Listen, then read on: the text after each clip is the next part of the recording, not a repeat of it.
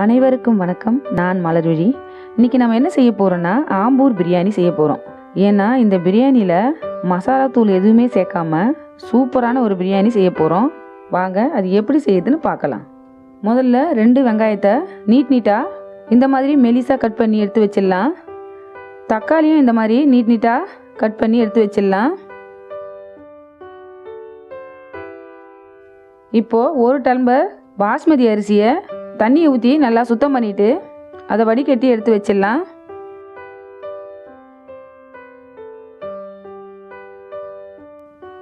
இப்போ stove on பண்ணிக்கலாம். ஒரு பிரியாணி பாத்திரத்தில் 5 ஸ்பூன் ரீஃபண்ட் ஆயிலை ஊற்றிட்டு அது கூட 1 ஸ்பூன் நெய்யை விட்டு எண்ணெய் சூடான உடனே 3 பிரியாணி இலை, 2 ஏலக்காய், பட்டை, கிராம்பு எல்லாத்தையும் போட்டு பொரிய விட்டுட்டு இப்போது இஞ்சி பூண்டு பேஸ்ட்டு 2.5 ஸ்பூன் போட்டுடலாம். அதை நல்லா கிளறி விட்டுட்டு அது கூட 2 பச்சை மிளகா, அதுக்கப்புறம் கட் பண்ணி வச்சுக்கிற வெங்காயத்தையும் சேர்த்து நல்லா வதக்கி விட்டுடலாம். அது கூட கொஞ்சம் உப்பையும் சேர்த்து வதக்கிக்கலாம். இப்போ வெங்காயம் வதங்கின உடனே தக்காளியும் சேர்த்து நல்லா கிளறி விட்டுட்டு ஒரு கைப்பிடி புதினா கொத்தமல்லியும் போட்டு நல்லா கிளறி விட்டுட்டு காஷ்மீர் மிளகாத்தூள் 2 ஸ்பூன்,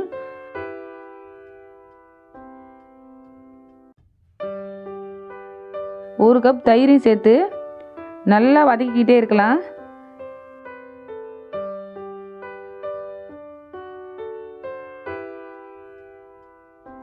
இப்போது க்ளீன் பண்ணி வச்சுருக்கிற 1/4 கிலோ சிக்கனையும் அது கூட சேர்த்து நல்லா வதக்கி விட்டுட்டு நல்லா வதங்கிடுச்சு.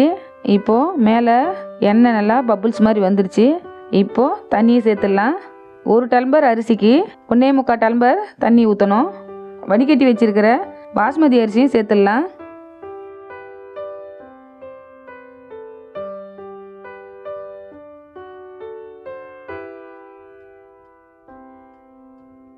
இப்போ தேவையான அளவு இன்னும் கொஞ்சம் உப்பு சேர்த்து மேலே 1 ஸ்பூன் நெய்யை விட்டு மூடி போட்டு அது மேலே தண்ணியை ஊற்றி ஒரு பாத்திரத்தில் வெயிட் வச்சிடலாம்.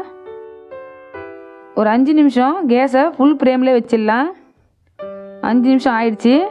ஒரு 17 நிமிஷம் கேஸை ஸ்லோ பண்ணிடலாம்.